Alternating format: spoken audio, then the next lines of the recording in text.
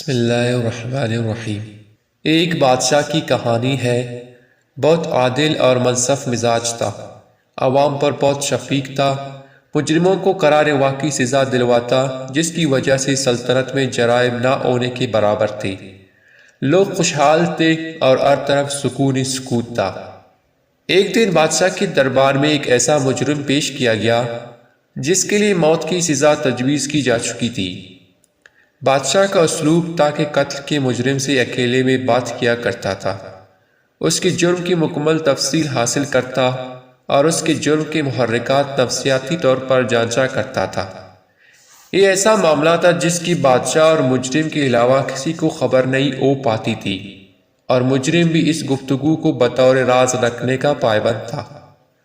جب بادشاہ کی اس مجرم سے گفتگو مکمل ہو گئی تو بادشاہ نے دربار میں آ کر ایک منفرد حکم نامہ جاری کیا، اور وہ حکم یہ تھا کہ مجرم کو فی الفور رہا کر دیا جائے اور مقتول کے لواحقین کو خون بہا سرکاری خزانے میں سے ادا کر دیا جائے۔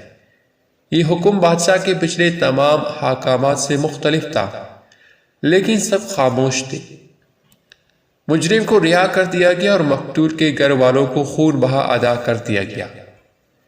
یہ خبر پوری سلطنت میں پھیلتی دور دراز کے ایک دیہات میں بھی پہنچ گئی۔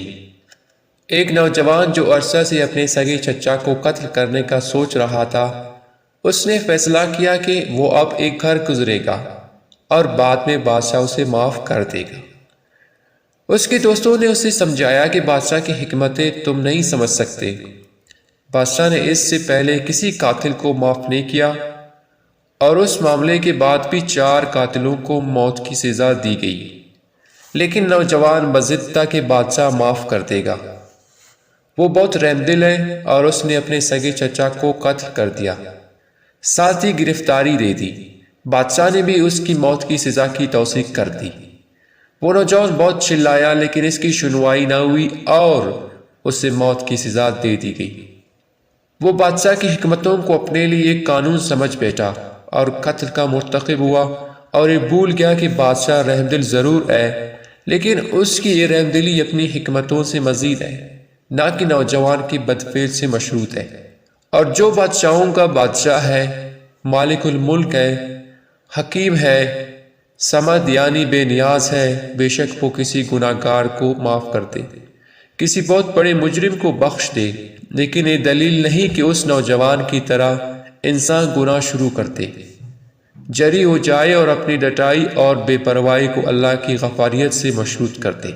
ایسا انسان اس نوجوان کی طرح اپنے نفس اور اپنی مرضی کا غلام ہے، جو بادشاہ کے کسی کے حق میں دی جانے والی حکمت سے بھرپور معافی کو اپنے لیے بھی استثناء اور عذاب سے خلاصی کی دلیل سمجھتا ہے۔ اللہ بے شک غفور ہے، غفار ہے، لیکن اس کی یہ صفات اس کی منشا کے تابع ہے، نہ کہ ہماری منشا کے۔ اس لیے گناہوں پر جری نہ ہو اور اس طرز زندگی پر آ جائے جو اللہ نے ہمارے لیے تجویز کی ہے۔